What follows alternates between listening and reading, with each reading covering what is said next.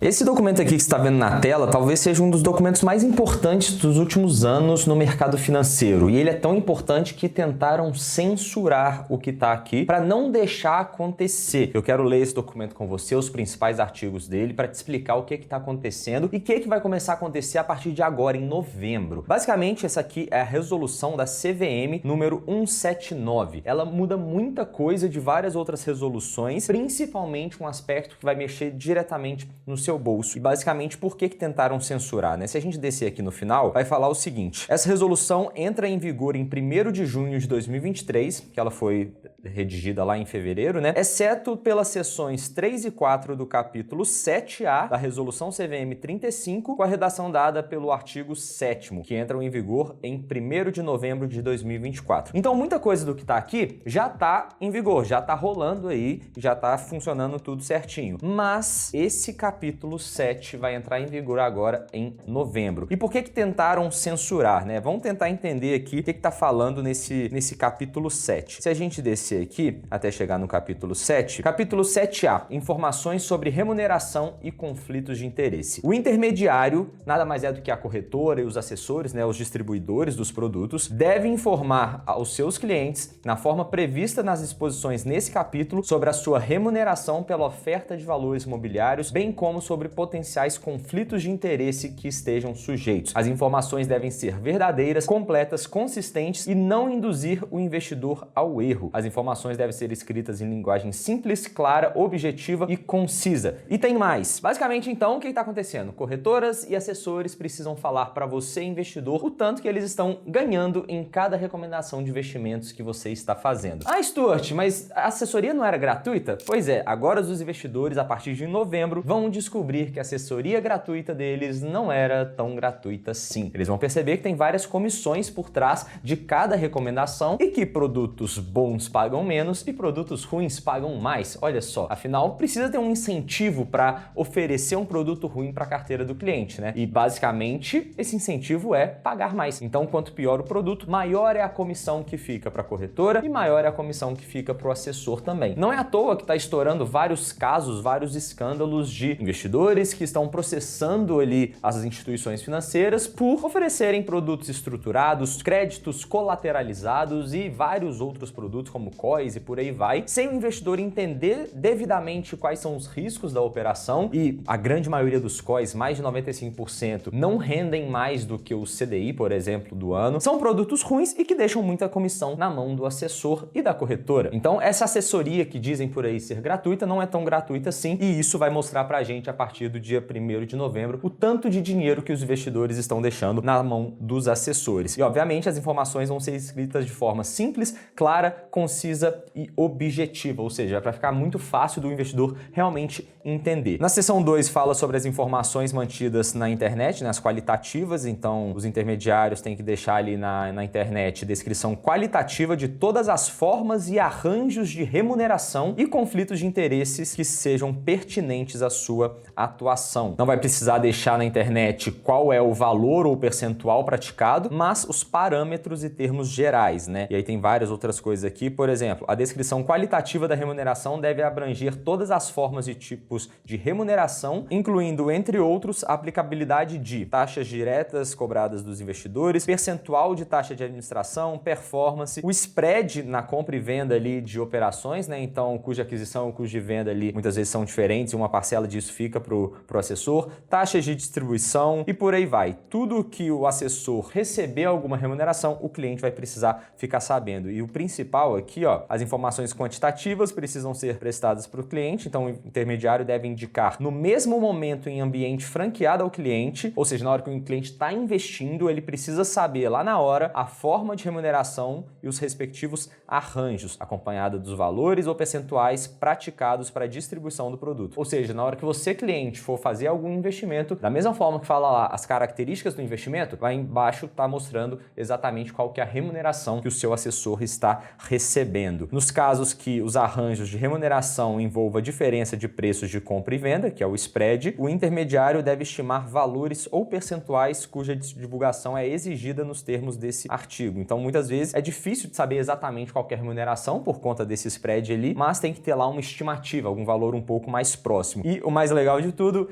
extrato trimestral. Então, nessa seção 4 aqui, o intermediário, a corretora, deve mandar para o seu cliente trimestralmente, a cada 3 meses, um extrato com a remuneração auferida em virtude dos investimentos em valores mobiliários por eles realizados. O extrato deve conter o valor total da remuneração auferida direta ou indiretamente pelo intermediário em razão dos investimentos do investidor. Ou seja, todo mês você vai receber ali na corretora um extrato mostrando tudo que você pagou para a corretora e para o assessor. Então, vai mostrar ali a modalidade do investimento, a natureza da remuneração, a parcela da remuneração dos assessores, a parcela que fica para a corretora e por aí vai. Então é exatamente por isso que tentaram censurar esse documento, porque agora aquele serviço que muitas vezes era dito como gratuito não é tão gratuito assim. E agora os investidores estão começando a acordar para esse modo de trabalhar dos assessores, né? E está gerando uma certa desconfiança por conta desse conflito de interesses, porque o investidor sabe agora que o assessor ele é contratado pela corretora e não pelo cliente. Então ele quer suprir os interesses próprios e os interesses da corretora, porque quanto mais a corretora ganha, mais o assessor ganha também. O cliente muitas vezes fica de lado, né? Eles estão começando a buscar muitas vezes profissionais isentos de conflitos de interesse, aqueles consultores que são independentes, que são remunerados pelo cliente numa taxa fixa, independentemente de qual seja o investimento que o cliente faz, né? Então o consultor muitas vezes não tem esse conflito de interesses, porque primeiro, ele ganha fixo do cliente de acordo com o patrimônio, e segundo, que o consultor é proibido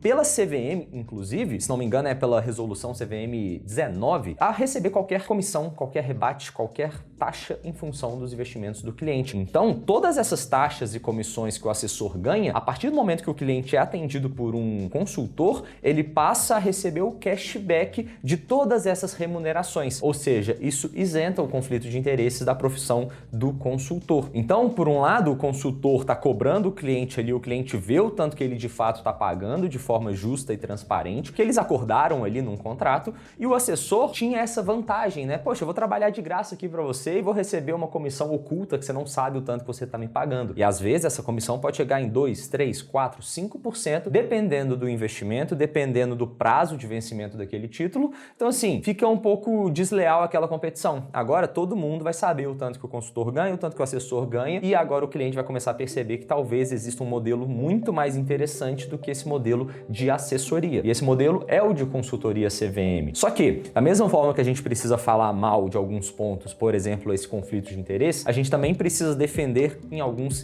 quesitos. E por que tentaram censurar, né? Primeiro, porque os assessores que ganhavam dinheiro fácil, colocando produtos que o cliente não entende e simplesmente por ele ser leigo, aceitava as recomendações, esse é um ponto. E o segundo ponto, que eles tentaram recorrer ao CAD, algumas distorções dessa resolução 179, é o seguinte: de acordo com a Associação Brasileira dos Assessores de Investimento, né, que representa os profissionais, a norma cria desequilíbrio entre os agentes de mercado. Então, o que está falando aqui, né? Basicamente está falando que a Associação Brasileira quer protocolar um ofício ao CAD pedindo uma análise dos efeitos da concorrência que essa instrução vai trazer, né? Então, a partir do dia 1º de novembro, ela entraria em vigor, mas por ela ser conhecida como resolução da transparência, que é o que a gente falou até aqui, né, que ela vai exigir os intermediários a falar os valores que eles estão sendo remunerados, o problema é que, nesse primeiro momento, ela não alcança os dados sobre produtos bancários tradicionais, como, por exemplo, os CDBs, que geraria distorções no mercado, segundo o presidente da Associação Brasileira de Assessores de Investimentos. Ele continua aqui, né?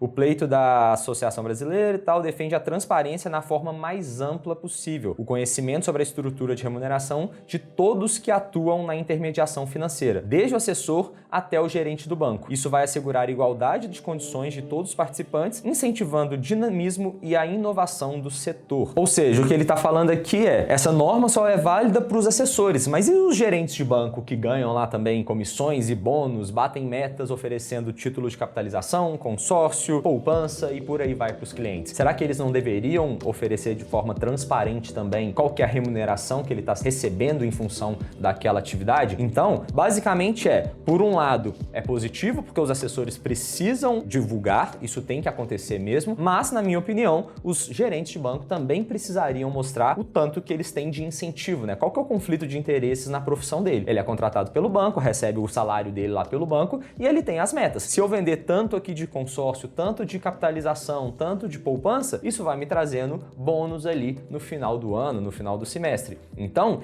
ter essa transparência no mais alto nível possível de todos os intermediários, igual acontece com a consultoria, porque o consultor, o cliente sabe, porque ele está pagando ali, seja uma taxa num Pix, um boleto, ou então um débito na conta dele, e aparece lá de forma 100% transparente o tanto que os clientes estão pagando. Isso não acontece até então na assessoria e agora eles estão querendo colocar também nos gerentes de banco. Então isso tudo vai mudar o mercado, as pessoas vão começar a sair, eu acho, do modelo de assessoria por conta disso, já estão saindo, né? Se a gente vê aí, tá tendo uma migração muito forte para o modelo de consultoria. Aqui na Stocks, por exemplo, a gente recebe muito cliente que está insatisfeito com o atendimento do assessor, insatisfeito com os resultados. Por quê? Porque o cara coloca produto simplesmente para receber comissões e não visa o melhor para o cliente no longo prazo. Então por isso que as pessoas estão migrando para esse modelo de consultoria. E se você também está insatisfeito com o seu assessor e vai começar a perceber agora o tanto que ele está ganhando nas suas costas, vem para um modelo um pouco mais transparente, preenche o formulário que está aqui na descrição, que eu vou entrar pessoalmente em contato com você e vou avaliar a sua carteira ali para a gente ver o que a gente pode mudar, quais são os pontos de melhoria. E você gostando, você vira um cliente nosso aqui para a gente começar a implementar toda essa estratégia ali pensando no longo prazo. Se tiver qualquer outra dúvida também, pode preencher o formulário aí, que a gente bate um papo no WhatsApp e eventualmente marca uma reunião também para esclarecer todos esses detalhes. Tamo junto e até a próxima.